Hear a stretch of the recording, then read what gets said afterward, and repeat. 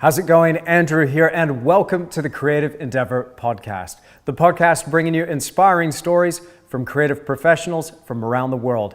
And in this episode, I'm talking to Kate Zambrano, who creates some beautiful charcoal drawings. Now, as part of my Sketch Endeavour series, I've been looking far and wide for inspiration with drawing and looking at a lot of the top artists today and how they approach drawing as a medium. And naturally, I found Kate to be quite an inspiration. Now, she primarily uses charcoal, and she uses this in a really unique way. I wanted to ask her not only about her creative process and how she creates her drawings, but also about her approach to the art business as well. We had a great conversation, a really good back and forth, in particular about social media and how some big company changes can really affect the way we do things as artists in this day and age. So if this sounds like something that you would enjoy, chuck it on while you're working in the studio, either making a painting yourself or doing a drawing, and have this playing in the background. And I really hope that stories like these continue to inspire you. So without further ado, here's Kate Zambrano in the Creative Endeavour.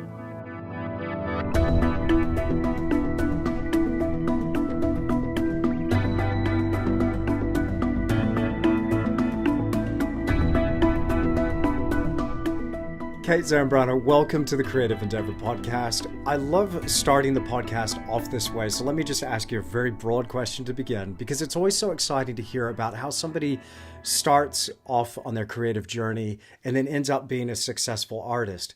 Can you take us back to the beginning of when you first realized you wanted to be an artist and what that kind of moment in your life was like?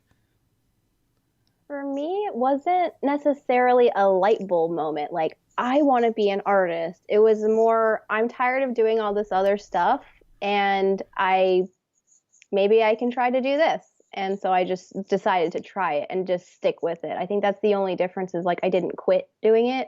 Like, I quit everything else. But the things that I quit weren't necessarily like awesome stuff. It was just like, I didn't know what I was doing, and I just wanted to do something and like feel fulfilled. So, I mean, you know how it is whenever you're making something and you can't get it and you're not sure why. So you just keep trying it. Like, this was the only thing I've ever done that made me feel that way. And I've continued to feel that way the whole time. So that's how I ended up here. I still don't feel like, oh yeah, I'm going to be an artist or I'm an artist. Like, that's what I do and that's what I am, but it doesn't, it feels weird to quantify yourself in that way. So for me, this is just like what I've chosen to do and not give up on, I guess.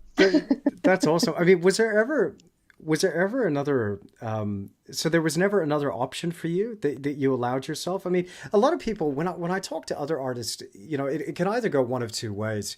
When they express a desire to be creative as a youngster, and wanting to go into creative field, they either feel like an enormous amount of support or challenge from those around them. I was really lucky. Yeah. I said, hey, I want to be an artist when I grow up. In fact, at that time, I was like a really serious kid. I'm like, I am an artist right now. That's never going to change. So I'm not trying to be cute. I was just one of those little kids that you it's like, super amazing that you knew that like that. Yeah. I never had that moment. So it's like, it's really cool that you just knew that you yourself, you're made out of everything that makes art.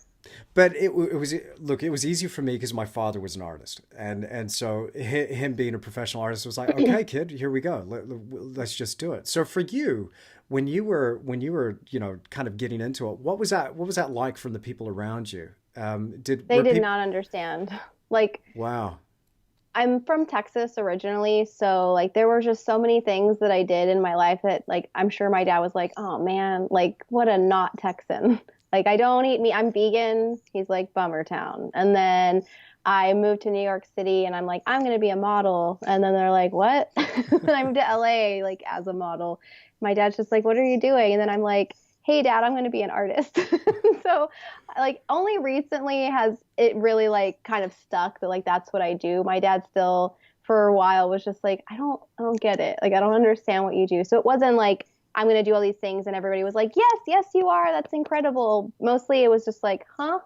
Like they didn't understand. So I didn't necessarily meet resistance against it. Like, no, you can't do it. Or yes, you should do it. It was mostly just like, whatever you want to, I don't know. I don't get it. Wow. Yeah. Look, I'm from Texas too. You're in Texas? There you go. My whole family's from Austin. So That's crazy. yeah, I was born in a place called Kerrville. So my Oh yeah. entire, Yeah. you know where that is? Yeah, that's like it comes on like Randy Beamer talks about it during the weather, like about, that's where the intense weather always is in Kerrville. I'm like, why doesn't it come to Shirts? Like that's where I lived in Shirts. Insurance. Most Okay. people don't know Shirts, so I say San Antonio because it's just like, just right there. Yeah, But cool, cool. that's so weird. Well, yeah, no, I'm one of those. I got out a bit like you. I got out of there. But You got to get out. look, I mean, there's a lot going on in Texas. Apparently, I Austin's a love really, Texas. We're driving to Texas next week. Like my family's still there. We have a great time there. But like at the time when you grow up in a small town in Texas, it's yeah, not like you want to get out. Like you yeah. don't. Now it's better to go back now. But like any kind of small town, you got to get out. Anyway, go You ahead. I'm do. sorry I No, interrupted no, you. no, not at all. No, no. Look, I just, it's so cool. So, so that when you started doing this and you first realized like you could do this for your professional like life and derive Right. an income from this, where were you at that time? Like how when did that transition happen? Were you holding down maybe a part-time job at the time and then Yeah. you just launched into Yeah, I was full-time like art? working like little jobs, like not career type jobs, just like, oh, you're gonna work in like a marketing place or like I had the weirdest jobs. Like when I lived in New York City, I worked at the NYMEX building, like Wall Street type stuff. Not qualified for that. Sorry, NYMEX. But like I just anything to like pay your bills. It wasn't necessarily like I was fulfilled by these things. So I would like, like do assistant work or I would do like admin, executive, like, data entry things. But I would always have something around. And then like somehow I lucked out in being able to, draw while I was working. Or, if I was an assistant, I had a lot of time. So I was just, drawing, trying to like get better. So I was able to do it. It wasn't like a grueling job that I had at the time.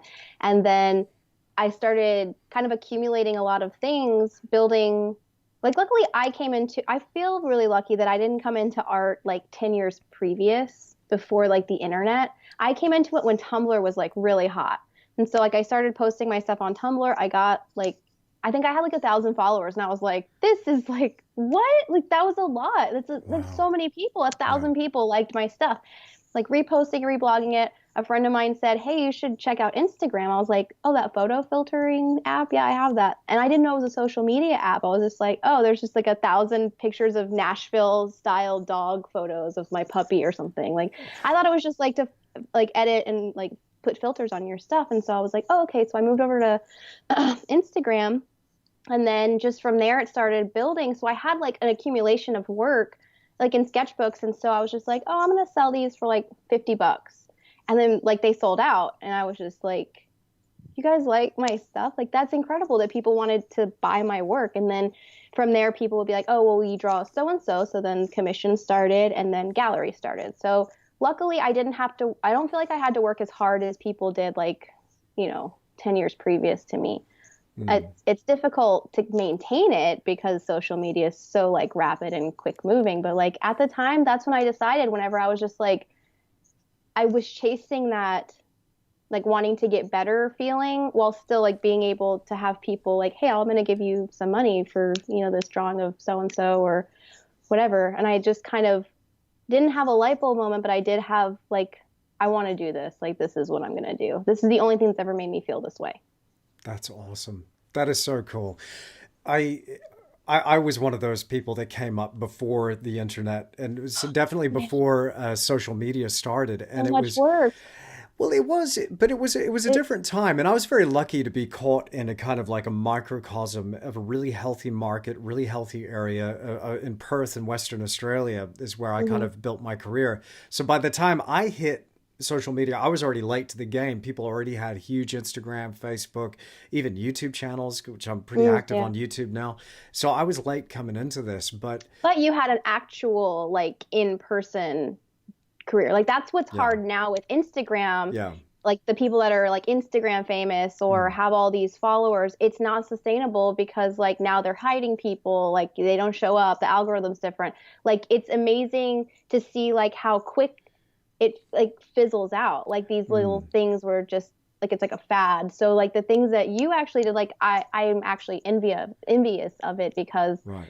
I didn't come up like it's I feel really lucky for like the, however far I've gotten Mm. to this point, but it's not since it's not sustainable, I'm just like, man, I wish I would have had the hours, putting into actual networking, like in-person things and like Yeah. a solid base of tangibility, I guess. Yeah, so there's a tangible nuts and bolts business aspect to being an artist, which I try to maintain and sustain, independent of what's going on online. Because I find this social media thing, maybe we could talk about this a little bit because Love to. The so bane of my existence. social media is a really interesting thing, isn't it? I mean, look, you're sitting on more than twice as many followers as I've got. I mean, like you've got what is it, 85 something thousand? Who's counting, right? But I mean, it's almost an inconceivable amount of people because That's why I don't know because I yeah, don't I think maybe 100 I could understand. Like I've met 100 people. Like I could list probably a yeah, 100 people that I met. I don't. It just like you said, it's just like inconceivable. I can't doesn't imagine yeah. 85,000 people that are like, "Hey, your work's cool." I'm like, no, no. Like I want to hide because I'm just like, Totally, yeah, what? totally overwhelming. I mean, the way I try to think about this is I don't know what's the big concert hall in the United States, Madison Square Gardens. So if somebody plays at Madison Square Gardens, how many It's people a is big. that? Is that like nearly 50,000 people or so? Is that what that one is? I don't know. I don't know. Somebody's probably fact checking Sure. this Yes. right now. Let's go with this. But I try to imagine, okay, look, 50,000 people standing in front of you in like a stadium type arena. I would cry. Like I'm sorry. Just like run off. But this is the interesting thing because here, Unstoppable. and this is why I love talking to artists like yourself, is because when we get to hear from people like you that it's not about the numbers thing, that what it's about is actually to hear you. I want to hear you talk about the work. That's what I really want to get into. But the social media dynamic that we set up as artists, I found that when I first started out, I'm not sure if you were like this as well. I mean, there was a cool novelty factor of, you get Mhm. 1,000, 2,000, then maybe 10,000. It just Then you starts get to the building. 10 and there's a K. Like Yeah, that's what it was like. there's I'm a like, K. I remember being at dinner like, it's gonna happen. I just kept refreshing like a loser. But like I just again I couldn't conceive that Yeah. many people. Like as soon as it went to like from nine, like it says it however, like 9,000, whatever. And then as soon as you get to 10, you get the K. And I was just like anyway, sorry. No, gotta get that K, man. Gotta get that K. Geeking out about like, really, guys? Yeah, but Crazy. to me, looking at it now from my perspective, and again, not as big a following as what you've got, but I still look at it and I'm like, whoa, man, like you could really lose yourself playing the social media game and Yeah. Oh my completely God, yes. divorce yourself from the artwork and the creativity. You know, I mean, yeah, I'm like definitely sorry to like cut you off. no, Like please. I went through it last year. Like whenever they did the algorithm shift, my life, my livelihood, my income comes from mostly the internet. Like actually that's how people find out about my workshops. That the internet is my career. So especially Instagram, like if I needed to like pay bills, like hey, I have these pieces available, people would buy it, people would get commissions. Like it was pretty steady. I didn't need a gallery. I did the galleries to get a bigger following of people that could see my work, but I didn't need them because they took 50%. So why would I share it if I'm going to be selling it on my own? So that's how that was my Yeah, rationale. yeah. So whenever the algorithm shifted last like January or February, everybody that I know was just Wow, devastated. Like wow. it's getting less and less. I read an article recently, like our reach is going to eventually be 0%. It's at less than 1% now. So like how are people supposed to make a living where they used to make a living? So I did get wrapped up in it. Like I didn't necessarily lose a lot of followers because like people, like they unfollow you all the time, but you usually get more in. And so like that didn't really affect me. It was that each post I was making wasn't getting seen. And people would be like, "Hey, are you still making art?" Like yeah, for sure, like every day. Yeah. But they weren't seeing it. So it before people were talking about it, it felt very personal and it felt like my career's over. Like this is only happening to me and like I went into a huge depression over it because Oh, like you said, like you lose yourself, you divorce who you were and making the art. Like I was making art for Instagram basically to make a living. So it was like my career was just like, oh, I know people like highlights in the eye. I know like people like me to do this. So anytime I would do something out of that, they didn't like it. Now they like it even less, but because I don't have a reach anymore, now I'm free to do whatever I want. Because Wow. now it's like gone from like Instagram ruined my life to like, hey, now I can make art for myself again, which is why you have to make it. So it kind of like serendipitously worked itself out, even though I'm still not reaching anybody. Like I Yeah. don't even know if anybody sees my work anymore at all. I'm still on there, by the way. But like I see your work. I mean, well, that's great, because like sometimes like I don't even see my boyfriend's posts. Like it's weird. I'm like, yeah, where are the people that I want to see? I follow these people because I love their yeah, work, or I, like they're my friends. I want to see what they're up to. yeah. And But should we just mention in case he does pop up in the background or we're talking about your boyfriend? Your boyfriend is Sean Cheatham. Can we just mention yes, that in the podcast? yes, we can. Amazing painter, and somebody that I'm really looking forward to talking to as well. Yeah, he's So awesome. I always wondered what it would be like to date or be with another artist. I mean, I'm married now. I've been with my wife now for 10 years, and Congrats, that's a really long time. yeah, well, we're hoping to go all the way, So we're All the years. all the years. I feel like No, that's the intention for sure. of Like, course, why of would you? course. This has 5 years tops. but That's great. I always kind of thought, I wonder what it'd be like to be with another artist, because man, she has got her work cut out for her handling me. Like, I mean, come on. And I'm thinking, if there, I can't deal with my own stuff, let alone another creative professional. How does it, can I ask you, Kate, Yeah, for how sure. do you make that work?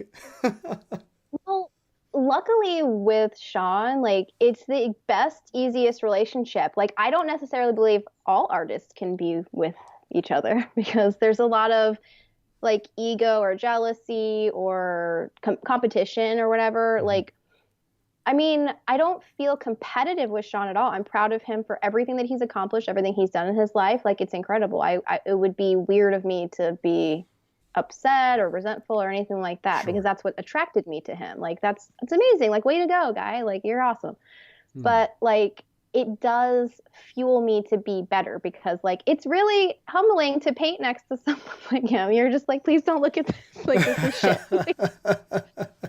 Or like Yeah. he comes over to like, oh, what you working on? I'm like, please God, don't look at it. Like last night we sat at the table and we were like, let's draw each other from life because we're doing a demo together in Texas Mhm. in like on the 23rd. I don't know if that's in a week or 2 weeks. I don't know what today is. Um, but he and I were sitting across from each other, drawing each other. And like, we're not used to like, first of all, being still when we're working. And then second of all, we're drawing each other. So there's like an added pressure to it. And then it's like, oh, and then it's just casually like Sean sitting across from me, just drawing me. Like, okay. So Wow. his ended up, he kept working on his. His looks good. Mine, I didn't really, I was just like, you're moving too much. I can't. I just gave up. Oh, gee. But That's yeah, one of so it those. ended up working out really well. Hmm. It's one of those high pressure situations drawing your significant other. But I imagine like because I've had that because I've drawn and painted Rachel, that's Yeah. initially how I met her because I was like, man, I got to paint your portrait. I just thought she was the most beautiful thing I'd ever seen. Still, I'm going to say that, Nice. of course, So but cute. I was yeah I couldn't imagine if she was trying to draw or paint me at the same time. That would be too So much much. pressure. But Yeah, like it's also super fun. Like we have like all we get to do all day is like hang out and talk about art or make art. Like that's he's cool. like he doesn't like I mean he works a lot like doing workshops and he has his own like personal work, but like we all know his personal work's not necessarily like pictures of me. Like it's going to be like cowboy stuff, like, Yeah. boy stuff. But Mhm. like so I'd get to draw and paint him a lot more than like he does because now he spends his spare time, making knives and Mhm. doing other things like that. Like, so he gets to do his hobby when he's here. That's really cool. Yeah, very, very cool. Look, I want to, before we completely turn loose of that thread of what we're talking about with this social media, Yeah, let's let's get back just, into serious town. let's just, well, no, let's just circle back because this is really interesting. You're kind of making a case for what I've said a few times in the podcast, which is about diversification and having things to kind of level it out a little bit so that you basically can bear the brunt of whatever's thrown your way. So Definitely. there's a lot of stuff that's within our control, which I've said, and people will remember from listening to previous episodes. I've said that a bunch. There's a finite amount of what you can control, and a whole heck of a lot of what you can't. Yeah. And this is just one of those decisions made by a company. Again, Instagram being owned by Facebook, it's a stroke of the pen, maybe a change of a law or something. And they Right. go, we're going to just change and just turn the dial a little bit here. And you get a wholesale fundamental change in the dynamic of your business. And I can Right. appreciate that would, it'd send me into a depression and to definitely a panic. Like, Yeah. my Because God, that's all like, I know. yeah, So yeah. it was a So, little crazy. so now, like, from that, like, you found yourself then. So at that time, were you dealing with galleries while that was going on as well? At that time, no. I was like, I'm Okay. done with galleries, like as a whole, because I don't really, I mean, I've shown with quite a few galleries and I've done quite a few shows at this point in my career, or at that point in my career, I'll say.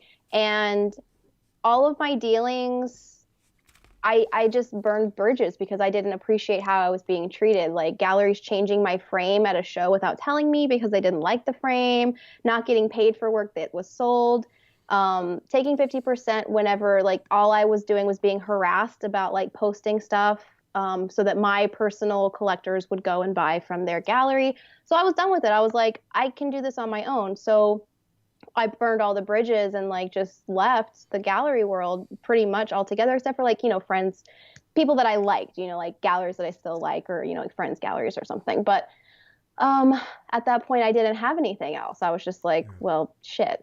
Like I had not had a backup plan.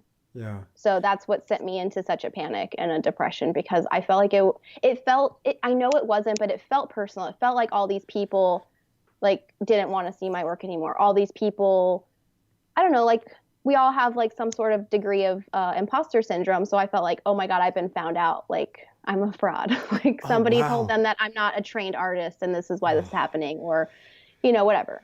But okay, I I'm look at sorry. your work and you are so good. I'm not just saying that because you're sitting here in front of me on Skype. I look at your work. I'm like, wow, how could somebody like you possibly have that imposter, syndrome thing going on? And I just because it's great work. But again, on the gallery side of things, like I totally reflect that experience, and I too burned bridges and maybe burned a few too many. And I don't care. I don't waste my time and I don't like to be treated like shit. So I'm just like, no, bye. no, And no, no, it it's was cool, just like, ugh. but it's standing on the other edge of the river and then looking back and going, oh shit, I got to get You're like, back oh, onto the other side. Oh, I can't cross there anymore. So I can't swim. yeah, exactly. Yeah. But No, I totally was like, oh, there's everybody on that side. so when did because I can hear that this is part of it now. Um, well, actually, before I ask this, maybe we should just insert this into the podcast because I think it's very easy to see. Not that I'm an expert on this, but I think it's relatively easy to see, looking back now, on Hmm. what was going on back there with Facebook, because it first started with Facebook. We all saw what Right. happened with Facebook because Yeah. there was a time when Facebook came out, everybody jumped on. You could make Right. a post, it would go viral, it would be seen by tens of thousands of It was people. the greatest thing. Oh my Like, goodness. And when I first started, I did a how to paint tutorial. It was my first video on YouTube. We cut a trailer for the video and I posted it out there and it went within a week to about 1 million people. I was like, whoa, like whoa, like a 1 minute little clip thing. And that's then like impossible up until up until that time period. Like that, yeah, that's it was wow. it was huge. And then I was looking at it going, oh, let's do it again. So the next one went from 1 million to 2,000. And I was like, oh wait, what? And it was like Like it's missing a couple of yeah, zeros. I need a few more. And then I never quite got back to that level on Facebook. But right at that time, which was really interesting, is Facebook had opened their gates wide open. They had attracted everybody in to buy into the model, so to speak. And Yeah. people now, artists, we'll keep it specifically about artists. We could share our work, our creativity with people all over the world. We didn't have to pay a cent. And I think Mhm. this was a calculated decision. Obviously, it was calculated on Facebook's part. Now, okay, you got all these people. You want them to see everything that you post? Cool. Give us some money. Right. Because They now, realize like, hey, wait, you guys are making money on our free app. We need some of that money because that's yeah. not fair. Well, I don't know. I think they knew that this was going to happen. I Oh, you just think that they were like oh reeling everybody in? Oh, that's yeah. maybe I mean, maybe I'm too much of a conspiracy theorist, but yeah, of course. I mean, these are smart I people love doing this. conspiracy theories. Not lying. Okay, all right. Send me the conspiracy theory. We'll go down this rabbit hole maybe off air, but well, we can swap conspiracy theories. I'd be like, did you hear the one about the? Yeah. Oh my Anyway, God. but then okay, so people went from Facebook over to Instagram, right? And so Instagram was like, holy moly, yeah, now I don't have to read my grandmother, like, not sorry if my yeah, grandmother's listening, but like, yeah, like now you can cut all that stuff out and just get to the pictures, which you wanted anyway. Like, yeah, oh my yeah, God, it was insane. I couldn't yeah. believe that this was my life. Like, I get to just scroll on Instagram and all the art is on here. Mm, mm. So now I guess the only way to get around this is to be one of those people that pop up as a really irritating sponsored post Mhm. and selling you the next thing, and there, which is not undoable. I mean, you could set aside a portion of your income to start advertising on these social media Right. platforms. But I think maybe, I don't know, maybe you feel the same. I'm not sure. Tell me what you think. But I think that this is a creature that's, it's like that proverbial creature eating its own tail. Like Yeah. I think this is a thing that's like consuming itself, and Yes, out definitely. of the ashes something else will come up, and we'll Absolutely. have a new platform maybe. But when I That's listen what, to yeah, we're all yeah, kind of waiting for the next thing. I think we're all hmm, like collectively tired of, the social media as it is right now. And we're just kind of waiting for something to rise up or, even if it's not another app, just like the next thing that we can all just be like, cool, now we get to see our favorite artists again. Or yeah, now we get to buy art from this person or, like sell our work again or whatever it may be. yeah. Who knows what Well, that's going to be? yeah, maybe somebody listening to this thing will create something Help just us. for artists. Yeah. Well, look, but that said, I mean, there's going to be a lot of people listening to this podcast that are like, okay, guys, okay, settle down. Very, very easy for you to say. You got tens of thousands of followers, on Instagram and wherever. So what do you say to the people that want to have social media as part of their career and as part of, their arsenal of how they share their work with the world? How do you, what advice would you give to somebody listening about how to approach this new world of social media? Would you even So try?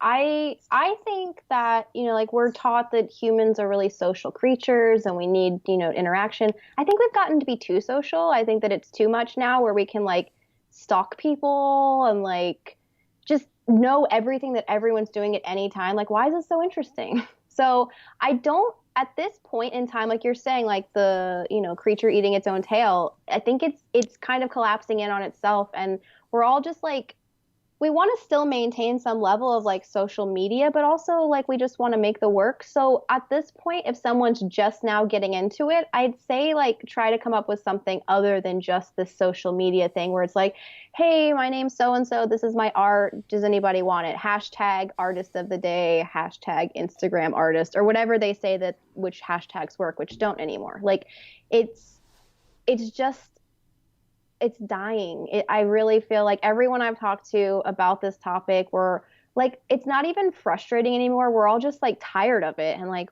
waiting. I don't think that it's worth it to even, I know this is so bleak. Like, I don't have any advice at all. Like, go meet some galleries, like, go Yeah. make relationships with people, have like actual in person studio sales, like, make like go out and network, which is something that I didn't ever believe in until I started doing it. Like up Yeah. until a few years ago, I was, living in reclusive places. I move all over the country all the time. Like I didn't believe in networking. I was like, no, I got the internet. Like I don't need to talk to people. I don't fucking like people. Sorry. I don't like people. I don't want to be around them. I don't want to talk to them. Like I don't need to. But I've realized that, now I have a really solid foundation of artist friends. And Yeah. that feels good because I didn't really have that before. Like it was like a few artists here and there, but we never saw each other. Yeah. Now it's like people that are actually supportive of one another. We're inspired by each other. It feels good because it's a tangible thing. It's not just like someone liking your post, which Mm. I I know like perhaps people would think like I'm being jaded or something because I have opinions on all of this with however many followers I have. I'd rather have 10 followers and have a career and be able to sell my work to people who appreciate it than have however many I have and feel depressed about it. Like That makes it's sense. not a Yeah. it's not a healthy place. I think that like you said before, like people do get obsessed with it. They get caught up because that's their identity at that point. You can put out a fictitious person and who you think it's going to be, but the real you, like we can see like how insecure you are. We can see how like it's transparent. So Yeah. like I think that all of the things that we're trying to project out into the world on who we are, it's going to show like who we actually are in the end. Like during that time when Instagram like, just really changed everyone's life and stopped letting us see our friends' work, that's whenever we all kind of really had to be humbled and pick ourselves up and keep going and think of something else to do. And so I don't think that social media is the answer, but I don't think it's not the answer. I just think that Mm. how it is right now isn't good. Mm. I really appreciate you saying this because there's so much about even our mental health, our mental well-being as artists and creatives. Because look, for myself, for a lot of the artists that I know, mental well-being and stuff, and I don't want to get into the weeds too much on this, but it's touch and go for a lot of us. We're Right. sensitive people, we have our heart on our sleeve, and so by feeding into this dynamic that only respond to in a physiological way because it's got you hooked, it's got you Right. addicted. And it's, Right. again, I've talked about this in the podcast before about balancing the internal and the external. That's Right. all external, and the minute you Mhm. start focusing over here, you're getting into an unhealthy territory. You're no longer focused Right. on doing your art for your reasons. This reminds me of a scene out of a movie. It's a crappy movie from well over a decade ago with Eddie Murphy called Holy Man. And there was a part in that movie where Eddie Murphy is they realized this guy who was on a pilgrimage, Eddie Murphy's character, could sell anything. So he was really big into infomercials and he started doing these infomercials. But meanwhile, he's a holy man and he's on a pilgrimage. He just starts speaking his mind and telling But the now it's truth. about, yeah. And then so he's going to sell this big thing. They built him up. Spoiler alert, as if anyone's going to see the movie. But They're like, wait, don't tell me. yeah, yeah, Everybody like hit mute right now. yeah. So towards the end, they built up this massive advertising campaign, and he Mm. completely destroys it and tells everybody, turn off the TV, go outside and feel the Yeah. grass. And I feel like this is what's happening now with the Yeah. social media. It's like we're suddenly going, oh wait, and I love what you said there. I mean, it's not.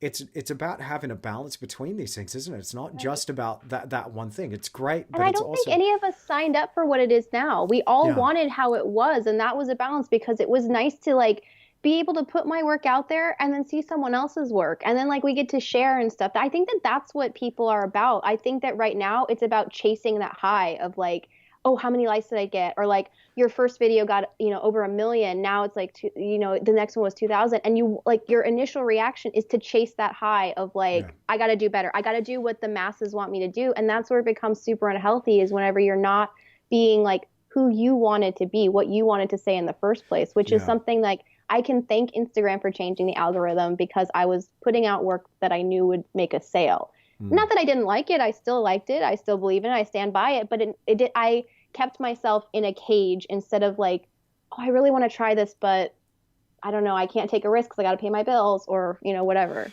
Wow, wow. So so from there, like, so now, like, you're getting back more into the nuts and bolts side of your art business, and I forgive that term, but I like kind of referring to it in that way Yeah, because it simplifies it. it's It strips it down. yeah, it's a physical business. You've got Yeah, a product, you're selling it to a client, and it's you've got economy. Like we have to know about yeah, it. yeah, exactly. So you've got that side of your business going now, but now I'm hearing that there's a bit of teaching and things going into it as Oh yeah. well. Tell me a little bit about, your teaching and how maybe that's kind of maybe added to your journey, or has that been a blessing or, Definitely. or a curse, or how has teaching workshops affected you? It's affected me for the better, I think. I think that I taught my first workshop in San Diego three, 3 years, 3.5, 4. I don't remember the year. But I'd say we'll just go with a solid 3. And I had it with a friend, another painter, and we split it 2 days and 2 days. And I was super nervous. I was like, I don't know if I have to say anything. Like, I'm self-taught, so I have imposter syndrome all the time. I'm just like, well, she went to school for art, and she's this amazing painter, and I'm just like, hi, I draw stuff sometimes. Like, I taught myself, so don't take me seriously. So I went into it a little reserved and, nervous and thinking people were going to like laugh at me, but then they were really receptive. Like, apparently my method of, like, I love drawing. I love charcoal. I think that charcoal on its own is a standalone piece, and like, screw anybody who says differently. But so I'm like, I teach a kind of unconventional method where I just like taught myself this fast way of getting to where I needed to go. And so other people started valuing that. So teaching that first workshop ended up being really, it felt good because people were like, oh my God, I never thought about that way. And it's made my life easier. And so that I was like, hell yeah, that's all we're trying to do is just get there faster. So after that, I took maybe like a year, and then I was like, I'm going to do another one. And so then it just kept building from there. And now I have the in-person relationship with other artists that are like so inspiring, like incredible works. Like, the first workshop I taught, I met this incredible muralist, like just insane murals. And I'm just like, I could never, that's so big. Like, I could never do that. But it's allowed me to now have a network of friends, artists that like we believe in each other and we support each other.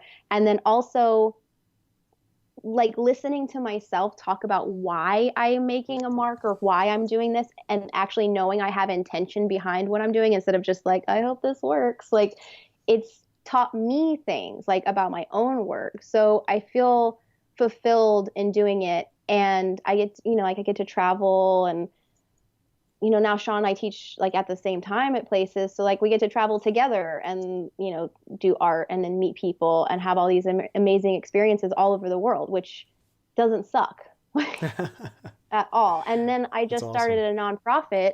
So now some of the workshops will have, 3 or 4 spaces for like full scholarship for low income kids, like 12 to 17 range, sponsored by Generals, Trical, Savoir Faire.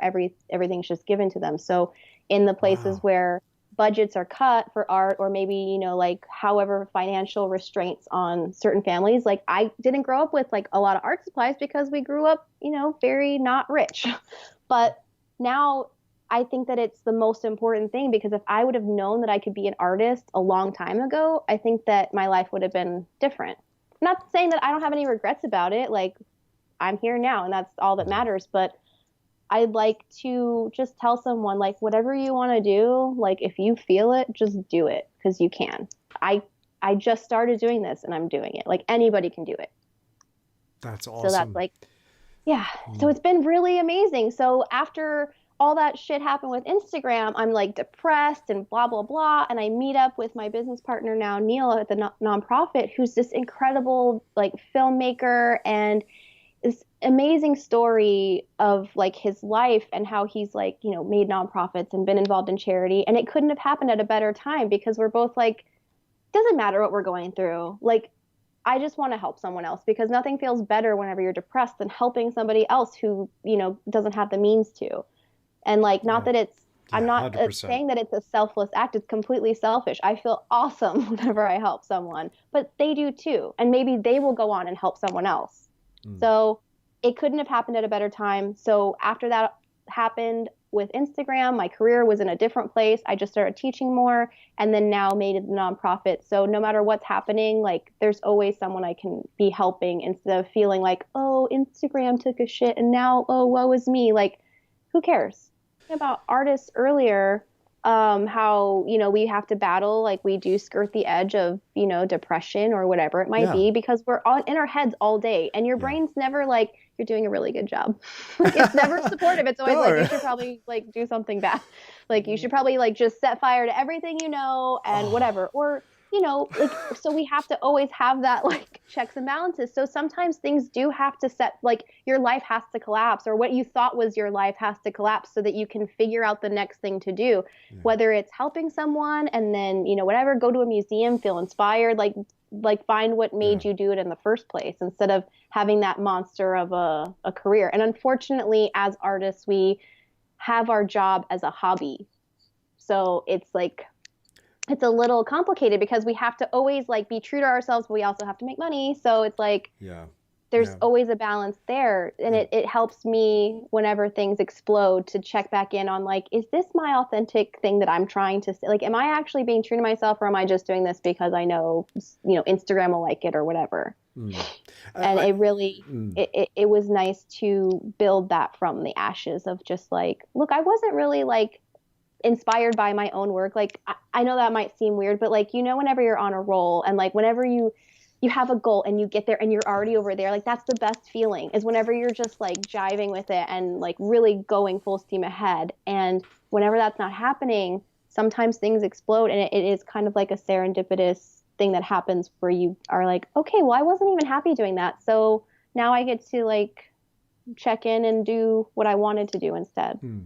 I always find that there's a lag time between the event happening and that crisis taking shape, and Yeah. then the meaning that you derive from it. So, what I've been getting better with in recent years, again, a Tony Robbins quote that I've said in other episodes, I learned this from listening to his material and reading his books. I mean, I'm a massive consumer of personal development stuff, Hmm. but the quote or the saying is how could I use this? And for me, it always ends up happening much later down the track, but I'm getting Right. better at kind of plugging that in right It's away. really hard too, because Yeah. I mean, you can't beat yourself up about like, sometimes you need to like actually go through the load because like Hmm. that's your growing time, unfortunately. Like, I can be super self-righteous about it right now, but I'm not depressed right now. Like, ask me in like however many months, and whenever I'm like, oh my God, like, and Yeah. that's a very selfish thing because that's all you can feel. Like, Yeah. all I can do is be selfish because it's just me. Like, I'm all I can do. Like, that's all I got. So, like, you have to have the lows to come out and like reflect back. But like each time is truly unique and different. But like Mm. each time you can pull something, like you said, like, how can I use this? And then you fuel that for those times when you're just like on a roll. And then it's a cycle all the time. Absolutely. Absolutely. It's again, I think it's just so important that we try to keep to the positive side as well as much as possible. Like to just Yeah. practice positivity and optimism, I think for Right. creatives is really essential because I love what you're saying that why couldn't the voice in my head be the one standing on the sidelines going, "You're awesome. You can do You're doing a anything. good You're doing a job. Way great to go. job." Woo! The way Like, the way no. you rendered that shadow is just on point. Wow, Andrew, Yeah. you're the best. That's the best log that's ever Mine's been like painted. some gloomy emo kid. Like, that's stupid. Yeah, yeah, yeah, yeah. Whatever. But listen, I've got a gloomy emo kid in my head too, and I appreciate you being so open with me about this stuff with your journey and social media. I Um, think it's important. I think that people need to be more honest. I think that we're kind of in a weird place where it's like the social media where we're like really social, but we're also like lying to people about our journeys or how we work or whatever. Like, do you use reference? Oh, you did. Or like, who gives a shit? Like, it doesn't matter. Like, all yeah, these things, wouldn't you want to connect with people like how you're feeling? It's not you're the only person that's ever felt these things. Like, other mm, people feel this way, and it feels better to be vulnerable and connect with someone else that is brave enough to be vulnerable than to be fake and insecure and like mm, all alone. yeah. So I like being honest, and I don't see the harm in it. Do you think? Do you think part of this dynamic, because of technology, because technology is getting so good, like I can make a video feasibly right now myself on my own that would rival anything that could have been put on TV, say 10 years ago. Oh my God, you'd blow everyone's mind.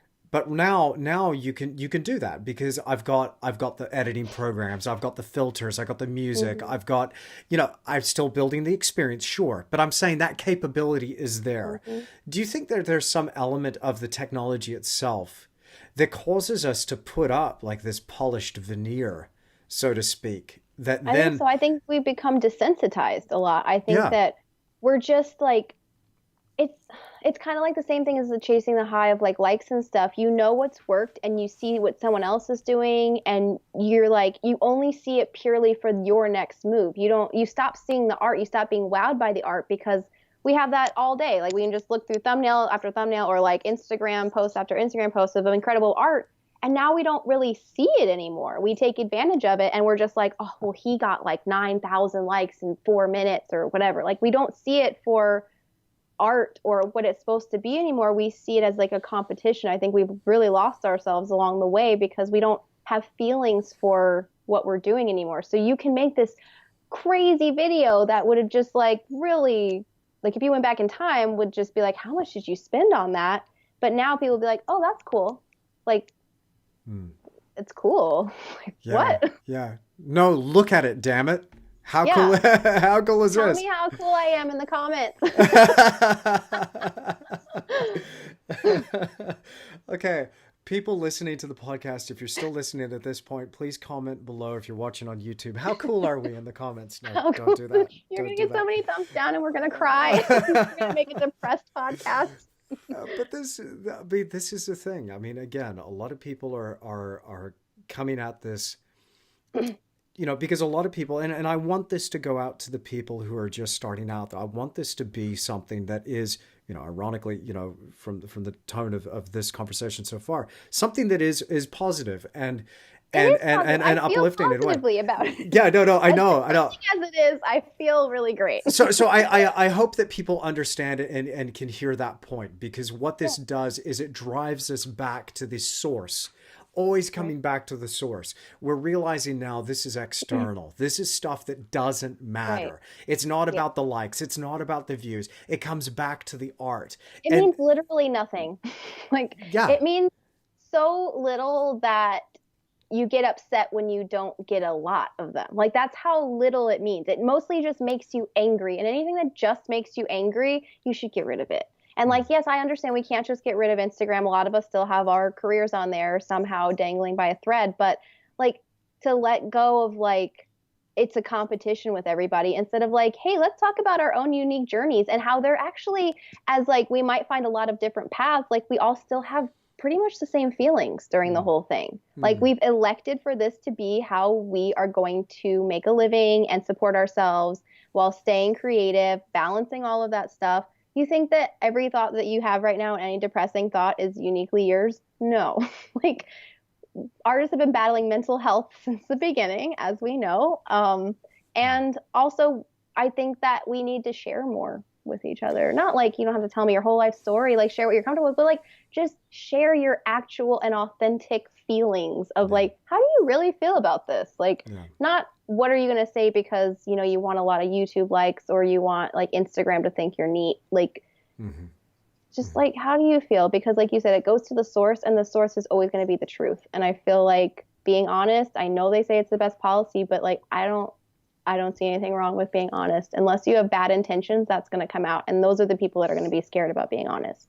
Oh, absolutely. Absolutely. Because there's only so long you can keep up a facade or a lie, isn't there? There's only so long that will I don't last. even if I can't, like I just can't Mm. do it. So like anytime I have had to lie, I'm just like shit, I'm never going to remember that. Like it's not the truth, so I can't remember it. Oh, gee, gee, wow. So where do you think from here? So people hearing this and they're maybe they're new to social media and they're just leaping out into their career. What do you think the right balance is? Or like, and I know I'm asking you a loaded question here because we did speak in the beginning that there's no right cookie cutter way of Right. approaching your creative journey. But where do you think the future is? So if somebody wants to kind of leap out onto the stage as a professional full-time artist, what's it going to take from your perspective? It's a weird question because like you're talking about you want this to reach the people that are starting out. I'm like, "Oh good, that's me. I'm going to listen." Like because I still don't feel like I don't feel like I've made it anywhere. Like I'm still learning stuff. I'm still like, what is my method for painting? Like I don't know. So the things like that where it's like, where do you think someone should start or like where do we go from here kind of thing? I don't know. Like I think that if you want to do something, you're going to find a way to do it. And that's why all of our journeys are unique, but still kind of like we maintain that common denominator of our feelings kind of being the same. So I think that each person, no matter what the algorithm is that gets you to where you feel comfortable, that's what you should do, because no matter what, like you're gonna figure it out. No matter if you lose your house, if you lose your significant other, if you get $1 billion and you're still not fulfilled, like that drive that we decided to be artists for, or like we innately know that we're an artist, like we have that creative thing. I always knew I was different. I didn't know it was because I was like a weirdo artist. Like I just thought I was like, I don't fit in anywhere. Like that's me. But we're all that. And so because of that, it kind of ties us in together. But our journeys are different because like we're all coming at it in this place where we're like, I have to do this and I don't know how, but I'm going to make it happen. So that might not be like the best advice, but like I'm not, I don't know. Like whoever wants something so badly that it keeps them up at night, they're going to do it.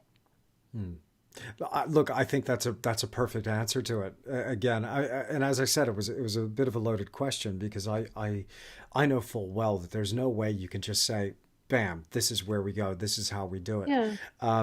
And I think what it comes down to as well is that burning desire to create the best that you know how to create. And to speak, and again, you mentioned that word is one of my favorite words, authenticity, to speak authentically about what really moves you as an artist. And then I think out of doing that, out of really deliberately searching for that, the path reveals itself.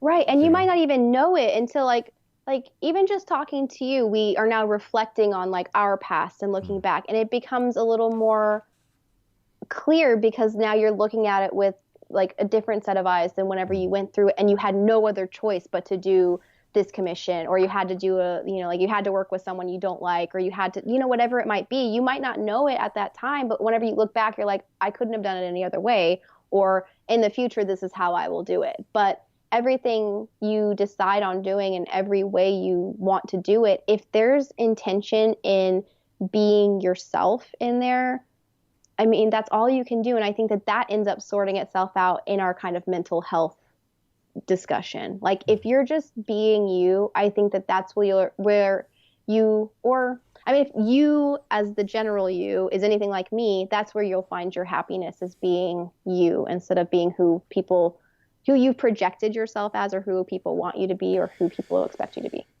It's weird because being on YouTube, I find myself getting further and further away from that. I have to continually hit the reset button and come back. It's like, should I say that? No, that's stupid. That's how you open every video, Andrew. Say this. No. You like are hyper analyzing every. Yeah. Too much light from the 45 Rembrandt lighting. Okay. What about this jumper, this sweatshirt, this T-shirt? Okay, cool.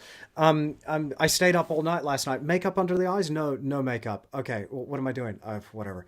It's just this constant kind of battle, but again, I find for myself, just again reflecting on what you're saying there, like when I just go, you know what, it doesn't matter what's in me. Let's just find that thing in me. Let's get that out. Let's not focus on try and preempt what other people want to see, whether it's with my art or anything. And I think again, for people starting out, if we check back in and go, okay, it's not about painting something that I think, or drawing something that I think somebody else wants to see, and doing another portrait of the Joker that I think somebody wants to see. I mean, come on, right? Have you noticed this phenomenon? No, I laughed because like there was like 4 that popped up when I opened my Instagram this morning. I was like, I get it. It's very hot right now. Okay, that's exactly right. It's everywhere. But that's somebody else's unique idea. Like that's the thing, is like making fan art kind of, it doesn't do whatever you want to do. If it makes you happy, make it. But like,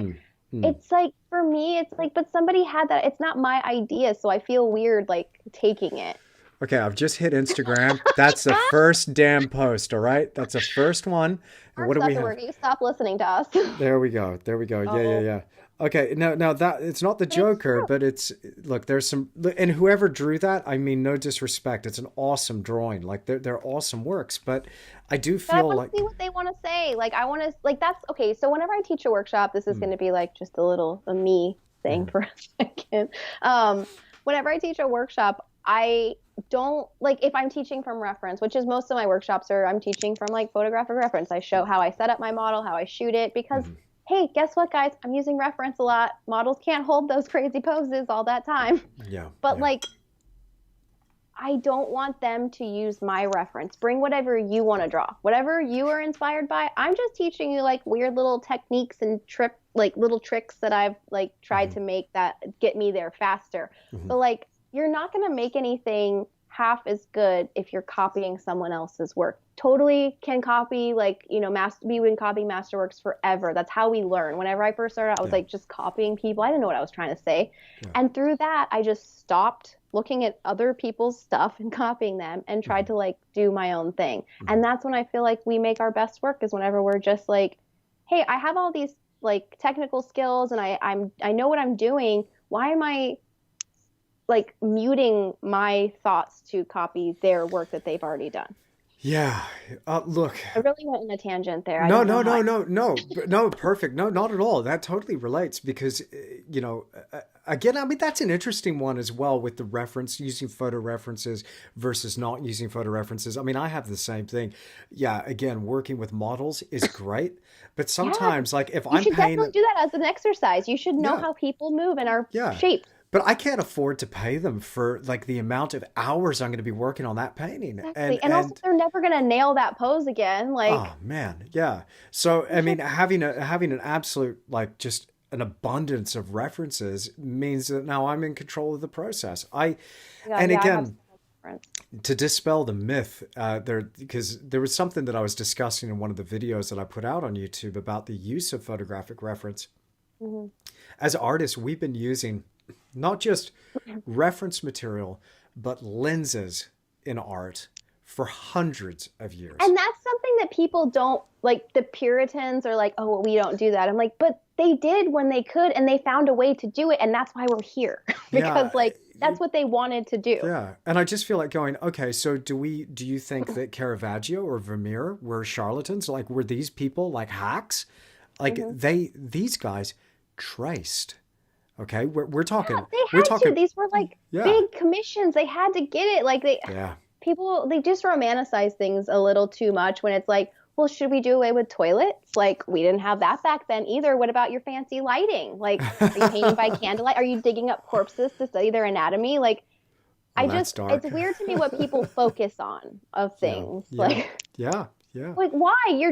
You're only using it to either hold yourself higher, which is anything that you want, like that kind of thing is probably an ill-intended thing, or you're using it to like make someone else feel bad about like why their work is good Mm, or not good. mm, Like, first of all, that's a subjective word. Who gives a shit? Like, I don't care who uses what reference. If I like the piece, I like the piece. And mhm. if I end up not liking the piece down the road, it's probably because I don't like the artist, not because the piece is bad.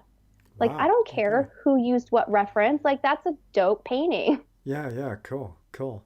Hey, let's talk a little bit about your work itself and your techniques and your approach. First of all, like a fantastic variety of subjects, and again, man, I'm such a fan. Like I love what you do, and again, I'm not just saying that because you're sitting here with me now, but But a little bit. And that $50 I Venmoed you earlier. it actually hasn't landed in the account yet. I would have said Okay. more, but the But you're like, yeah, the more you pay, the more I gush, and that's just the way this works. and that's how this show runs. That's now the secret's out. This is Sponsored how and this by podcast viewers works. like you. No, seriously. Um, the drawing that I really like was the one of Smeagol. Oh my God, On thank you for liking that. You yeah, said Gollum earlier, and I was like, oh my God, I love Gollum. yeah, yeah, yeah. It's so cool. Like pesky little hobbits is. It's just. It's so well done. Talk to me first. I want to know just from somebody who's now just getting back into drawing after so many years. I started this thing called Sketch Endeavour where I encourage other people to draw every day Yeah. and to yeah share their work on Instagram using the Yeah. hashtag Sketch Endeavour. But at But least if you do that and you follow it'll show up. yeah, it'll Like, show up. at It'll least show up. there's like a And way to see it. and I am seeing so many amazing people that are just jumping into that and dedicating themselves to doing what they love, and that's a cool thing. But now that I'm getting into drawing again, like I'm looking at people like you and other amazing draftsmen and just insane artists from around the world, like the skill. So what's your favorite paper to draw on? You're obviously using charcoal and white chalk as well. When Can I'm you so excited that we're about to geek out over art supply. let's do it. I want to know how you do it. I've got my pen ready. I'm going to make a list. Okay. Let's go. Hell yeah. Okay, so I always use toned paper. That's just like in the beginning, if you want to just like eliminate a step, which is called making a mid-tone, get a toned paper, whether it be like a dark paper or whatever. I usually use gray. I tend to go to the cooler side of things. I like cooler compositions. I go for like cooler painting palette, like whenever I paint. So I use, right now I'm really into fabric. Actually, the computer's sitting on I'll just move it because, oh, well, look at here. Oh, wow. This is what I use. Fabriano. I'm using clay. Fabriano. I use the clay tone. I love the texture of Fabriano. It's very absorbent with the charcoal to where like it's not too cottony feeling where, you know what I'm talking about, where you like lay in charcoal and it just stays there, like you can't blend it. So this is a nice like in between. I'm just gonna feel it because it feels really nice. I really like it. I use a tone paper and then I use powdered charcoal or powdered pastel. I just get a piece of sandpaper and powder it. And then I dip in with a bristle brush, and start making white shapes first, like the highlights. I go for lights first, which is completely opposite of most people. So you're painting with the chalk dust. I'm painting. Yeah, it's very painterly. So it's a lot more liberating and free because I'm self-taught. I didn't take a lot of chances. So I'm very timid. I was very timid approaching things. So I'm like, well, if I go light first, it's not as intimidating as the darks. So my pieces can feel finished at any stage because I've got the toned paper and now I've just like done the light shapes. And then from there, I'll take like a mechanical eraser or, gum eraser and then draw out, where the dark shapes are going to be. Then add more highlight, like with a pencil now, like more precision, blend it with a brush because it really makes a nice airbrushy quality. Then start laying in the darks with the brush and the powdered charcoal or pastel. Wow. And then at the end, it kind of like emerges and you just put a couple of little like darkest darks and then you have an eye without actually drawing the eye. It's a non-committal way of approaching everything that can feel really intimidating. Wow. Okay, so the white chalk, is there a particular kind of white chalk that you love using? I really like Sennelier. I think it's a really luxurious feeling brand. But at the same time, if you don't have access to that or you just have, like, I use a General's products a lot. I use their charcoal and their white charcoal pencil. You can powder that also. Okay. So I also like powdering it yourself too, because you can control the grit. Like if you need it grittier for any sort of reason, I usually like it pretty fine. But I powder the white first and then start basically painting and sculpting out the face that way. And then it kind of forms without you doing too much work. And it's exciting the whole time instead of like, oh crap. That's awesome. Because that's what I love, is this balance in your work between this kind of loose painterly quality, but you seem to just draw it to a beautiful close and refine it just the right amount. Just enough. Like that's the thing, is like knowing your restraint. Just like with any artist, you have to know when to just stop doing it, because you could work on the same piece for the rest of your life and never find it. Yeah. You have to just say as much as you can or I'm trying to say as much as I can with the fewest actual lines. Wow. I like to put like fun lines in, like, not the face, but like using the hair or like the shapes or textures or something, but like to imply things where you can imply them, but perfect the most important parts. And that's totally your own like personal opinion on which you find the most important and where you want to lead the eye. But for me, like this approaching drawings in this way has made me value charcoal in a way I don't think that it is valued. I think charcoal is a very undervalued medium. I think that people are just like, oh, that's cool. I want to learn how to draw so I can paint, which, yeah, you probably really need to learn how to draw before you paint, but it can be its own amazing medium where you have completed pieces that are incredibly textured and layered and a lot going on in them where people are just like, oh, but it's not a painting. There's an Australian artist by the name of George Lambert who drew a charcoal portrait of somebody called Thea Proctor, and I had the fortune of seeing this original portrait drawing hanging at the National Gallery of Australia in Canberra, in Australia's capital. That portrait drawing just stopped me in my tracks, and it made me realize at that time, oh my goodness, I know nothing. And I was just, it was Don't those so, like really like you follow like you ah, keep that and it follows you and forever. it was so hauntingly beautiful. It wasn't that it was like intricately rendered or Mhm. detailed, but it was just this guy had emotion and feeling for the subject, and it just was a statement. Bam, and there it is. And I remember, Everything's intentional. Like yeah, that, yeah, those always floor me where everything is mm, intentional, where you're yeah. just like, And I guess this is the important thing as well about looking at old masters works and work online to inspire us mhm, to kind of keep going. I'm going to say, like, my experience with drawing has been, graphite on cartridge paper, and I didn't mhm. really get into the tonal stuff of using a toned paper or chalk Right. to lay in highlights until really recently. And this has opened Mhm. up a whole new world for me. Can I please have, so other people don't give me a hard time, can I have your permission to give this technique that you're describing a shot? Yeah, for sure. And if you Okay, do, cool. like, let me, I want to see like what you come up with. Like All right. it really, I love that it just makes it to where I feel like anytime I'm teaching a class and people are doing it, you can see that they really are like, what at first? And then Yeah. like they start really getting into it because from the Yeah. very beginning, it starts making sense. Mm. Instead of like, okay, first I have to do this and then I have to like, and then I have to work around and then build it. Like we're building it, yeah, for sure. But like because it's on the toned paper, it's already coming to life as soon as you put the white down. And it makes, I don't know what it is about the bristle brushes. You think that it would be very like harsh. But Mm. like the softer the brush, the worse it works with this technique. So you need something like with a lot of Yeah. like it needs to be very like stiff, but also like you can I scrub it in a lot. Scrub it. And the Okay. more you scrub it in, like into the like if you're just blending out, I wish I could just like show you what I'm talking about right now.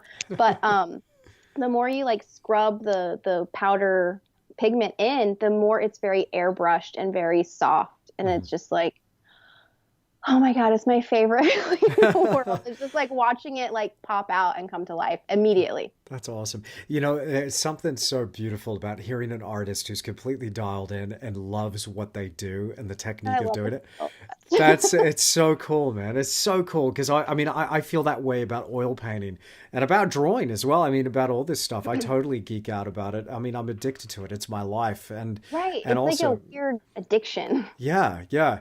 It's okay. I Yeah. think it's pretty safe to say this because everybody that's listening to this podcast is going to be a creative or an artist Yeah. to some extent. They're But in it because they're geeking out with us. yeah, They're they're like, totally "Ah, geeking out. I I feel it. love pastels. But do you ever feel like sorry for people that aren't creative or arty? Yes. Because it's Oh like my God. All the time.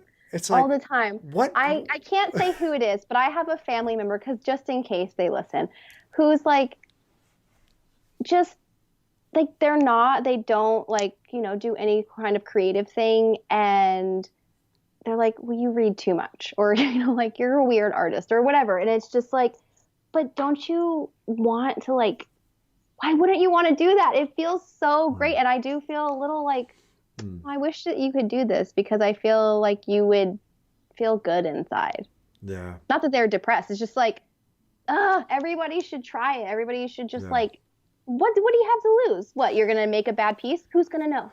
Who cares? Yeah, yeah. I think it's this idea that I've been playing with a little bit recently, where, and I'm not saying that to say that I'm the originator of this idea, but it's just something that I'm My dog's really, gonna join us now. okay. He's been sleeping right here the whole time. So Yeah. for the people that are listening to the audio version of this podcast, there's now a very cute puppy on Kate's lap, and who is this that is joining us? Zeus, this is my dog. Zeus. I've had him since he was 5 weeks old, and he is 8 now. He's blind, and he's my best friend. Hey, Zeus. Yeah. And I understand you've drawn him recently. I've seen that drawing on your Instagram. It is beautiful. Thank But have you got it there so I can actually have a look at it? I do. Funny you should ask. Here it is. I just found it under my computer. Yeah. I just like Sean did a painting of Zeus for my birthday. I'm just like, it's the most incredible thing I've ever seen. And he just draws Zeus a lot. And I'm like, I should probably draw this guy. I've had him for so long and I've never really like attempted to draw him for real. And so I just had this really great picture of him outside in the grass. And I was like, I'm going to draw that. So like all I have right here is I have like a little outline in just a big mechanical pencil and then some white charcoal. So that's really all that's going on. And then like a little bit of graphite just for whenever I decide to add some charcoal, like darker charcoal. Beautiful. It's got Yeah. such great feeling, great character. I love your technique. I'm definitely going to be playing with I this. can't wait to see what you think of it, like if you like it or what you come up with, because like that's what's so cool is like not providing reference or not like trying to like influence anybody. I'm just like, just do this cool thing and then like you do whatever you want to do. And it kind of like I guess it must feel like how people make like 3D models of stuff whenever they have a like a linear idea and then they put it out and then it's like a thing. Like that's how I feel about this technique, but I'm Yeah. all geeking out about it. So, do you do a little bit of painting as well? I mean, I do. Yeah. yeah. So, what's a split for you? Is it like most of it charcoal drawing, or like okay, Most, like you know how it gets whenever you just like you do a medium for so long without changing how you're doing it and you're like a little bored or you just want to spice it up. So I started like I used some gold leaf with charcoal for a little while. That was pretty cool. And then I have some ideas for more charcoal, but I want to get back into painting and more textures because I don't nice. paint like how I draw. I don't know how I paint. I don't have a formula. I'm mostly just like, I hope this looks okay. Like, Yeah, I don't know what to yeah, do. I'm just like winging it because I'm self-taught. So I'm just figuring it out on my own. sure. Like, I have Sean around now who's like there if I need to ask questions, but I'm really stubborn. So I want to figure it out without anybody's help. So Okay. it becomes kind of like I have this whole wonderful utopia of information that's just available to me if I need it. But I'm just like, I got this far. I just want to figure it out because like I feel like I can. I'm stubborn, which is totally counterintuitive to me teaching workshops. Like I know it's weird. I'm a hypocrite, but I wish that I would have taken workshops whenever I first started out. I don't even know what you asked the question about. Now I'm over here. Oh, painting. Yeah, Yeah. I do paintings. Right now I'm working on a painting of a friend of mine, this amazing model. She looks like seriously like Sargent or even like a Muka, you know, like just incredible timeless features. Um, we did a shoot the other day. I'm so excited about it. I started out in a different way than I usually do, and I'm just going to start scratching it down and then building it up again and then scratching it down. I just want more texture. I want my paintings to feel more alive than I feel like they do currently because if I'm bored making the paintings, then I'm assuming people are going to be bored looking at the paintings. I don't know. I mean, from seeing a few of your paintings again online, I'm blown away. I'm just like, wow, man. It's skill. It's hard to go past somebody that has got a lot of skill. But this is the other thing that I really love is that most of the people that I talk to, I would say 99.999%. I've only met a couple of people that had it whipped and figured out and they Hmm. told you all about it and they didn't have it figured out, by the way. Yeah, They were just saying that they they're did. just So like it's funny how much conviction can get you by. oh wow. But you yeah, to me it just hits me. It's like smelling salts. It's like, whoa, dude, we cannot be in the same room at the same time. Holy moly. Because the thing that gets me and it just gets me so enthusiastic and juiced about this thing that is painting and drawing and art, is that how much there is to know. Like It's too much. It's endless. it's And endless. Yeah. like using like Sean makes his drawings a certain way and then I make my drawings a certain way and just the difference between how we're both approaching it, Hmm. like who cares about the end product at this point, like how different and crazy. And like to talk about techniques with another artist is probably one of my favorite things to talk about, like Yeah. materials, like application technique, like Hmm. it's so fascinating how we've chosen to do this thing and make the thing look like the thing that's in our head. Like, Yeah. so for me, like making paintings right now is like, I don't want to just make a painting on a panel. Everyone's doing that and they're doing it so well that I don't feel that I can change the game in that way. Like I'm trying to do something fun, not like original because no one's original anymore, but like just something that feels like really good. Because with my charcoal stuff, I feel like I'm doing something really different and it feels different. And I'm enthusiastic about like my approach with that. With painting, I'm more like, okay, I'm painting a subject just like on a panel, which I try every painting to make something a little bit weird or off about it so that I can bring it back to like, this will be me in this thing. So I got kind of burnt out on everything last year. And I was like, I want to start painting again, but I have panels everywhere. I just don't really want to paint a painting on a panel. So I went to the flea market, the Rose Bowl flea market here in Pasadena, and just bought like a bunch of old antique stuff. Like over here I got this compact. And I did a painting of mine and Sean's eyes in it. Oh, wow. I don't know if it's like showing up. That is absolutely showing up. What a beauty. What a thing. Thanks. I was just like, I just want to make stuff on stuff. So then I bought some magnifying glasses and then like scratched the surface a little bit and then painted stuff on that. Yeah. And so now I have like a bunch of things that I haven't actually painted. Like the first thing I tried was a bowl. I tried to paint on a glass like goldfish bowl, which was weird. But just stuff like that where I just want to like have fun mostly. And like for me, that was super fun. I got to paint. I got to like, practice oil painting and, like different techniques that I've been thinking about. Because like we're always learning about art, even if we're not making art. We're constantly like trying to absorb all the information from other painters that we're seeing, whether it's like old masters or contemporary painters. We're always trying to learn all the things. So I was trying to take what I had like learned and apply it into like something that seemed more fun for me. So now with the new thing that I'm doing with painting is just like I've put one layer of just like a block in, like just block shapes where like it looks like the thing that it is, but I'm going to scratch it down and then add more layers of it and then eventually perfect like the drawings, just like put a little bit of information and then hopefully it can just like pop out. We're hoping. That's cool. I said we're hoping like Gollum just now. I don't know.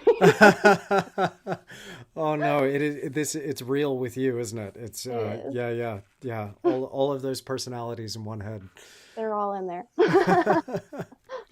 Look, this has been a great conversation. I've really enjoyed this so much, and I appreciate your honesty and your openness as well. And I think we maybe need a bit more of that in this space. And this is something again that I enjoy so much about the podcast is getting a chance to really drill down into somebody else's story. Sure, their art, their technique, but how they got to where they go, and then also hearing what makes them tick. And that's why it's just such a treat. And so thank you, Kate, for your time. It's been really good because like we are the people that are making the art. So I think it's important. Like you're not just the guy who makes the videos and the podcast and all that stuff and your art. Like you're a human being, and it's really cool to, like you said, like strip it down, but then like connect to that person who's probably a lot like you. And that's why I feel like the honesty is awesome. And it's like led me to be able to have like a really cool conversation today. And now a new fellow conspiracy theorist. Well, Kate Zambrano, this has been an absolute pleasure. Thank you so much for joining me on The Creative Endeavour. Thank you so much. Well, I really hope that you've enjoyed this episode of the Creative Endeavour podcast. And a huge thank you to Kate Zambrano for joining me. Now, if you'd like to see some of her work, then make sure you find her on Instagram at Kate Zambrano and on her website, www.katezambrano.com. Now, if you like this episode of The Creative Endeavour and you want to see more podcasts like this, then please click that like button for me, leave me a comment down below, and make sure you're subscribed to this channel. As always, you can find me on Instagram and Facebook, but most important, make sure you're subscribed through my website at andrewtischler.com. My subscribers get my videos 24 hours ahead of the rest, and they get a chance to interact with me in that comment section down below. But also, they get some really cool discounts whenever I release a big tutorial. So if that sounds like something that you'd be interested in, make sure you subscribe through the website. It's free to do so. Thanks so much for stopping by. I'll see you again soon.